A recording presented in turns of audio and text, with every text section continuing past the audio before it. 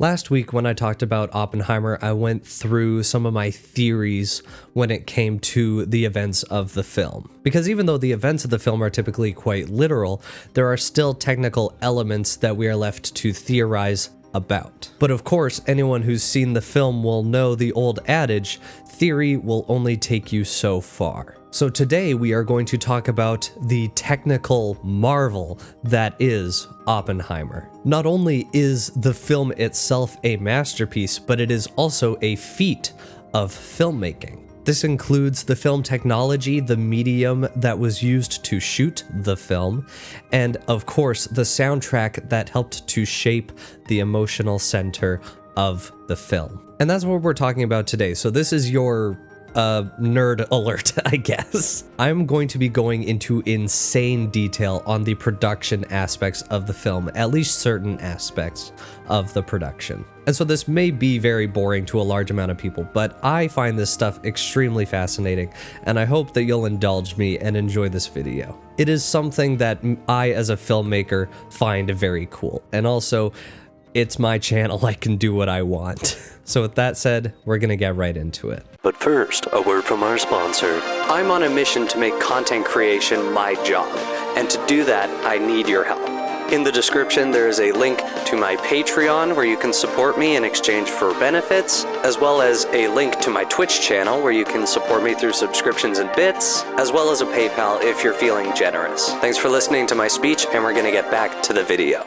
I'm gonna start by going over the soundtrack that was made for this film, because the development of the soundtrack began even before they had begun shooting the film. The score was made by composer Ludwig Göransson, who is a very new name in the Hollywood sphere. He is most known for his work on The Mandalorian, both Black Panther movies, and of course Christopher Nolan's previous film, Tenet. And according to Ludwig, about 2 months before the shooting of Oppenheimer began, Nolan called him directly and asked if he was available the next day to read a script that he had finished. This, of course, was the script for Oppenheimer. As soon as I read the script, I'm putting the pieces together in my mind. They had their first meeting, and for the next 2 months, Ludwig began feverishly producing music for this film. He has said in interviews that he was producing roughly 10 minutes of music per week, and then at the end of each week he would meet with Nolan and they would go over the material he had made. He would present the music to Nolan and they would spend that time kind of refining the instrumentation and refining the direction of the music. The film score grew very organically and very gradually from the smallest elements. And he's also said that before Nolan went to start shooting the film, Ludwig sent him about 3 hours of music that he had composed for Oppenheimer so that Nolan was able to fully immerse himself in it for the duration of the shoot. Whenever there was a break in filming on set, he would listen to this music to kind of recenter himself on the emotion and the spirit of the film. And of course, these were not the final cuts of the tracks that we are able to enjoy today. And once the movie was done shooting and rough cuts were assembled, they were able to refine the score into what we know and enjoy now. And you can tell watching this film that Oppenheimer is one of those movies that was incredibly influenced by the music. We would take his experiments and we would put them to picture and edit them and try different things and show it to Ludwig, and he would go and bring more things to the table. It is the emotional center of the film, and there are so many examples of sequences in the movie that were edited, and you can tell they were edited with the soundtrack in mind. Now, one of the main inputs that Nolan gave Ludwig in terms of a direction for the soundtrack is that he thought the score for Oppenheimer should be rooted in the violin as a core instrument. I had no preconceptions about the music for the film. Sometimes you have an idea for the soundscape of the world or the rhythm of it, and sometimes you don't. And in this case, all I had that I gave Ludwig was the idea of basing the score on the violin. And in its own way, this makes sense. Not only is Oppenheimer a big historical figure, but he was also a scientist. He was an intellectual and an academic. There is a whole montage at the beginning of the film during his studies in Europe where he is exposing himself to this revolutionary new movement in science of the quantum realm. And this montage includes shots of him observing the postmodernist movement of art unfolding around him. This montage is meant to create the feeling that Oppenheimer is a pioneer. He is part of the new wave of scientists exploring the new wave of science.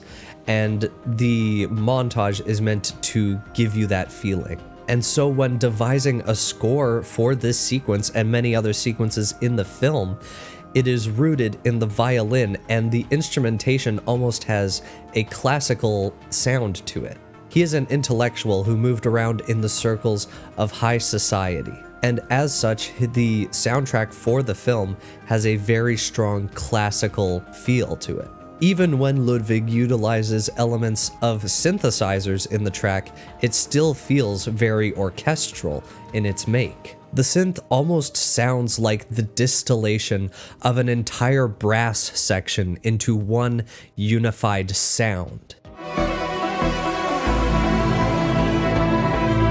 That paired with the violin instrumentation creates a very organic and very impactful sound. And now for all the music nerds in the audience, I want to go over just a few of my favorite tracks from Oppenheimer, go over maybe the technical aspects or their contribution to the film as a whole. Starting off with the most recognizable piece from the film, Can You Hear the Music? This track begins at 75 beats per minute, or BPM, and every 4 measures the tempo increases. The result is by the end of the track, the tempo is nearly 3 times faster than when the track initially started. And to bear in mind, the majority of the instrumentation for this track is the violin, so the violinist would have to successfully play this for a recording. This is a piece that Ludwig thought would be impossible to play, and so the original plan was to record 4 bars at a time, or 4 measures at a time, and then stitch it together. However, it was his wife, a notable violinist herself, that insisted that they try and play the piece as one continuous recording.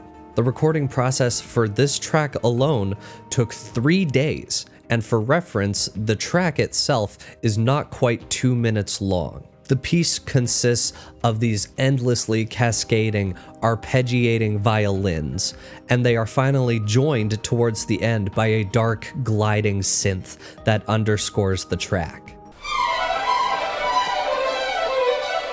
Can You Hear the Music in and of itself is a monument to music, and the composer and the orchestra who recorded it. This is the track that underscores the montage I was talking about just a little earlier. But now for another track with great significance in the film, Destroyer of Worlds. And I want to talk about this track in relation to the last one, Can You Hear the Music? I briefly mentioned this in my overview video on Oppenheimer, but I want to reiterate it here.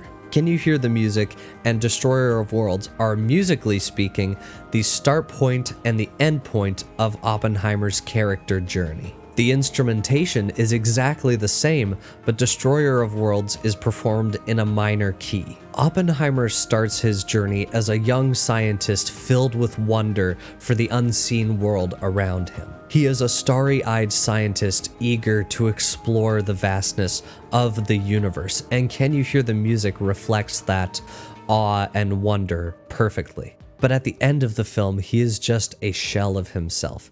He is very jaded and very disillusioned with the world around him, and above all, he is terrified of the world that he believes he has created. He believes that the world that he helped to discover may end up being the cause of humanity's destruction. And Destroyer of Worlds reflects this terror back at the audience.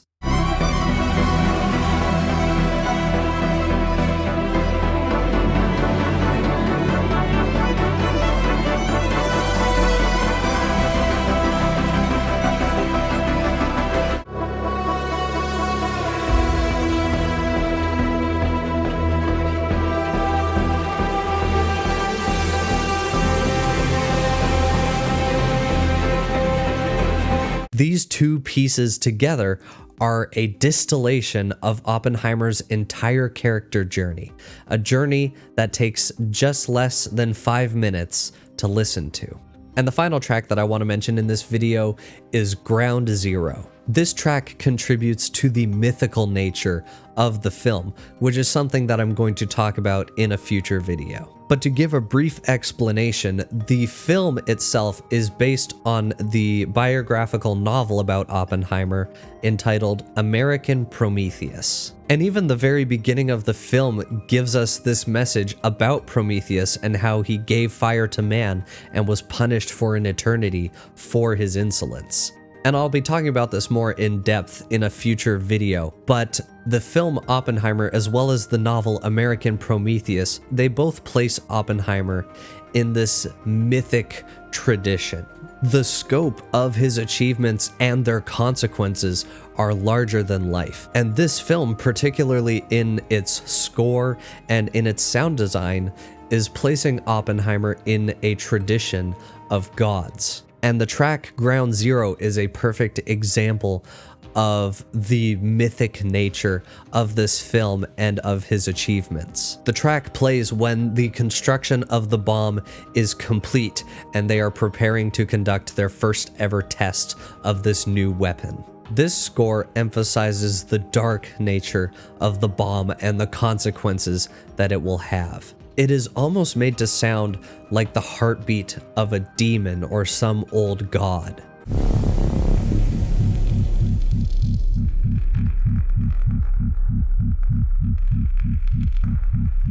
This is no mere bomb. This is the culmination of knowledge that humanity was never supposed to know or possess. What they in the film are about to do will irrevocably change the course of human history, and almost certainly for the worse. It is a sobering track because we are witnessing a retelling of a series of events that led to decades of fear and paranoia that persist until this day. The score in itself not only is a film in and of itself, but is a monument to the creators who made it and to the film that it exists in.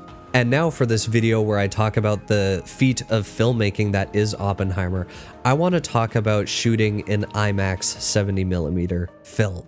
You see, Christopher Nolan at this point has a very extensive background shooting with IMAX film. For the longest time, their film cameras were used primarily for feature-length documentaries, and that's basically all that they were used for. But then in 2007, Nolan became the first filmmaker to use IMAX film cameras for a non-documentary film called The Dark Knight. He kind of invented this idea of shooting in IMAX for feature film, and so you're kind of on the cutting edge of this stuff every time you work with him. The film was largely shot on Panaflex Millennium XL film in junction with Platinum cameras, but roughly 28 minutes of the film's total runtime was shot with IMAX 70mm film.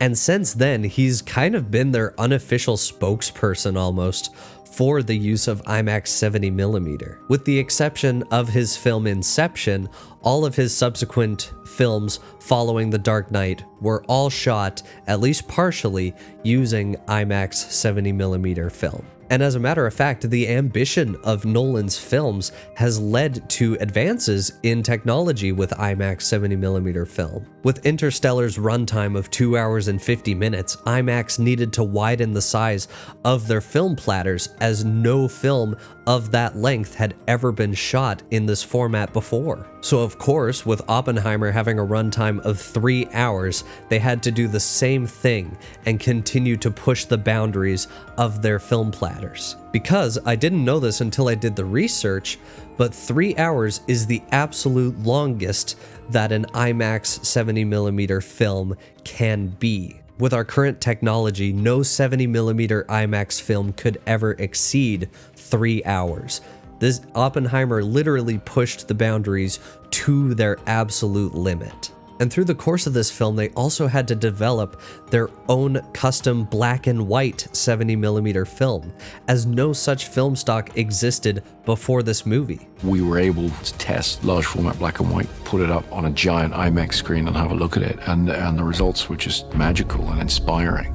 Nobody had ever shot a black and white film, or black and white scenes at least, in IMAX 70mm, and so they had to create their own film from scratch. And now to go on a rant about the film itself, because IMAX 70mm is the largest screen format available, period. 15 perf IMAX 70mm is the highest quality imaging format that's ever been devised. Specifically, in the business, it's called IMAX 1570. This refers to the 15 perforations that go above and below each individual frame of IMAX film that are used to anchor it in its projector. And 70mm refers to the fact that a single frame of this film is 70mm tall. This format is 8.3 times larger than 35mm film. That's conventional 35mm. We shoot on 70mm. The other format we use is 70mm IMAX. Most movies that are shot on film use 35mm rather than 70mm. For additional reference, this is a Canon F1. This is a film camera that was developed in the 70s, and this shoots on 35mm film. And each individual frame or exposure of 35mm film is roughly that big. And IMAX 70mm has an aspect ratio of 1.43 to 1. For reference, most YouTube videos that you watch have an aspect ratio of 16:9, and most movies you watch are either 1.85 to 1 or 2.39 to 1. 70mm film stock is fed through horizontally, whereas other film stock is fed vertically. So when you've seen depictions of film cameras that have the vertical film spools on top of it, the film is fed through the camera vertically, but with IMAX 70mm, it is fed through horizontally. And now I'm gonna geek out briefly about the resolution of IMAX 70mm, because it blows my mind. It gets thrown up on a gigantic screen, and the moment you watch it, it's very evident. The quality is unprecedented.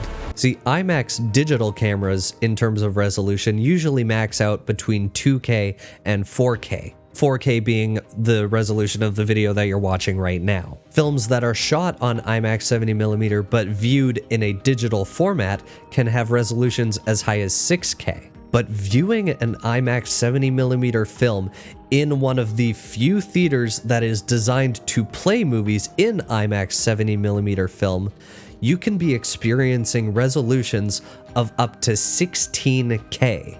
Fills your peripheral vision. It immerses you in the image. The clarity, the crispness, it is the gold standard.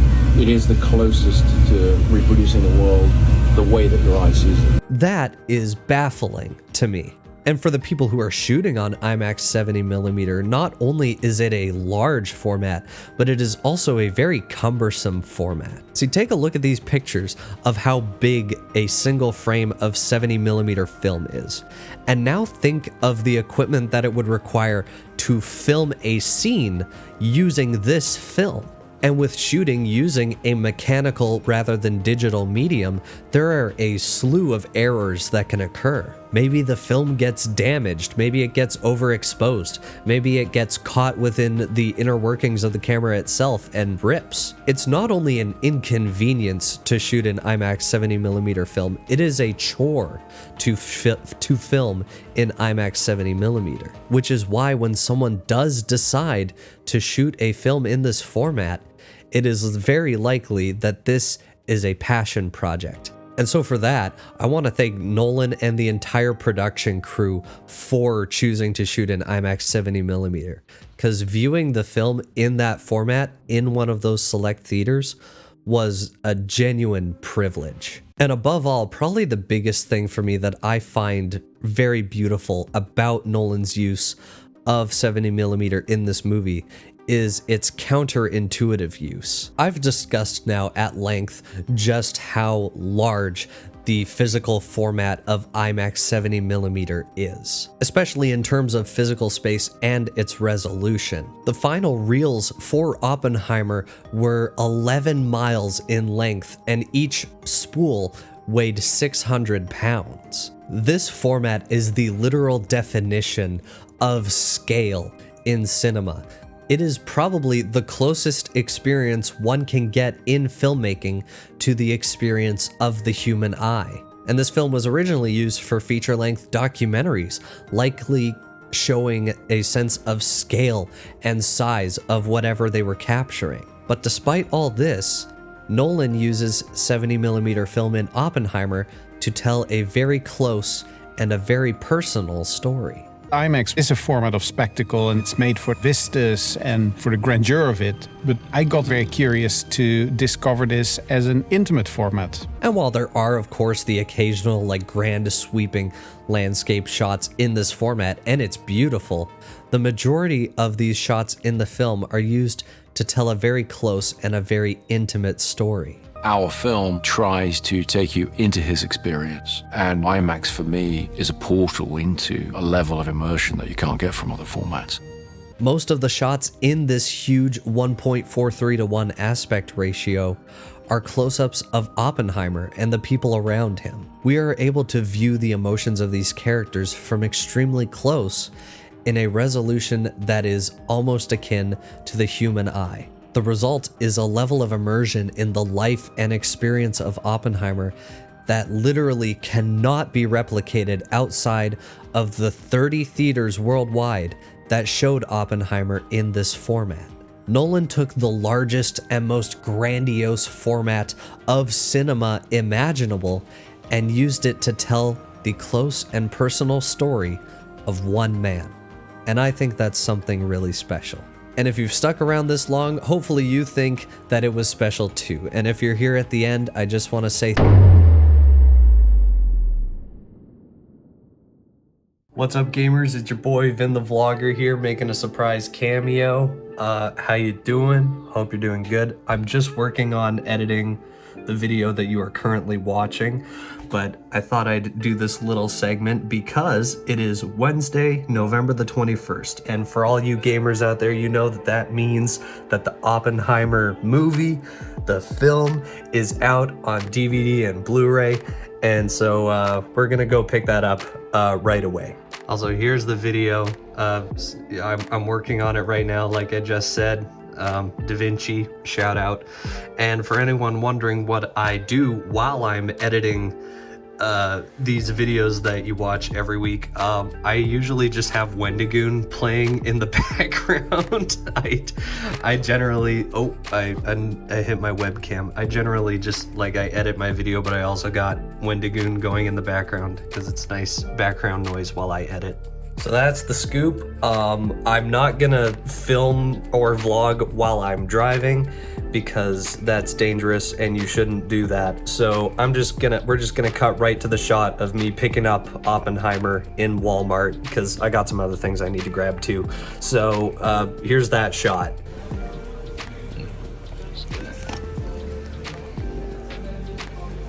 Bag secured. Hey gamers, so I ended up going back actually and getting the 4K UHD version of Oppenheimer.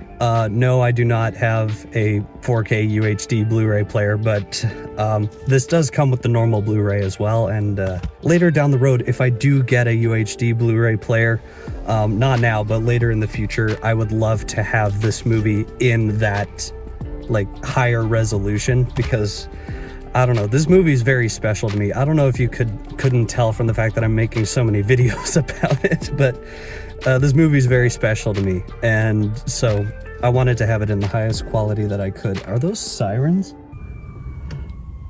They surely are. They are. Also, sorry about the low lighting. It's getting dark. It's not quite 4:30, but yeah, so that's why I got the 4K version, because this film means a lot to me. And down the road, when I do have something that can play that higher resolution, I would love to have a copy with that resolution. So yeah, that's the end of this vlog portion of the video.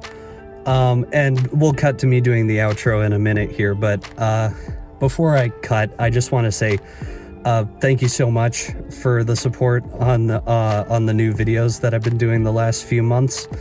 The channel's gained like over 100 new subscribers or something, which is amazing. You all are fantastic. Thank you so much for the love on the Portrait of God video, of course. That's like the best any video of mine has performed in a long time. So I see that, and thank you so much. I've got lots of exciting videos coming in the future, the conclusion of this series, of course, and also another video that's going to be next week's video. I'm taking a break from the Oppenheimer series just to talk about this one thing, and I'll mention it briefly in the recording itself, you'll see. But it's something very special, and I think you're gonna love it. So, at least I hope you do. So that's pretty much it. We're gonna cut back to the me who recorded the video that you're watching days ago, but I just wanted to make this little vlog of me going to get a copy of Oppenheimer because it's finally out. And I don't know, in the age of streaming services, I find you don't get concrete copies of things too much, but for the films that I really love and I really enjoy, I make it an effort to get an actual organic copy of the film, and Oppenheimer is certainly deserving of that title. So thank you so much. The support has meant the world to me, so I hope that you keep enjoying the videos that I keep making. And we're gonna cut back to the professional recording that I did. But this has been the vlogger signing off. Thank you so much for watching. Thank you so much for watching. I also hope that this video was entertaining to you. I hope I was able to convey the sense of excitement that I get when talking about this stuff, because I love this stuff.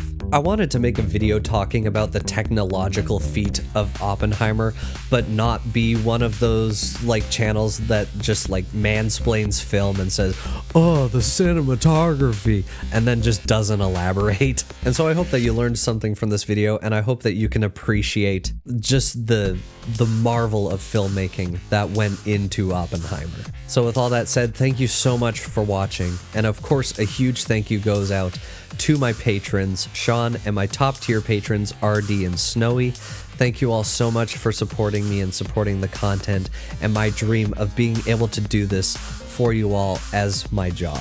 Nothing would make me happier than to be able to keep telling these stories like I am right now for you all, and also be able to make that my job and be able to call that my job. So a huge thank you to the patrons who are helping to make that possible.